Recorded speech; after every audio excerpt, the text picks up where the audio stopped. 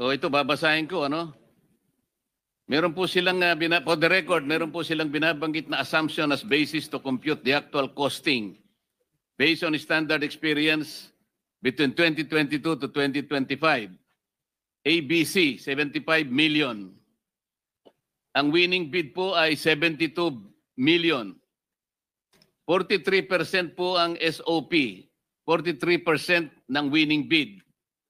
Broken down into the following. Ito po allegation nila, no? Speaker Romualdez Saldico, 25%. Congressional pass-through fee, 5%. Buyout fee ng BAC, 6%. DPWH, DE and RD, 7%. O, yan po yung 43%. Sa mga tweed, yun ang natitira. Aalisin nyo pa yung tax na 7%. Broken down into income tax 2% at withholding value added 5%. So ang project cost po sa kanilang approximation is between 35 to 38%. Ito na lang ang natitira.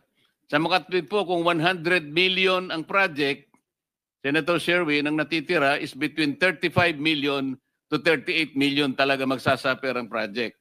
Ang net profit po nila sa calculation is between 12 to 15%. Ang tanong po kanina, Mr. Diskaya, because this is very important, kung ang cost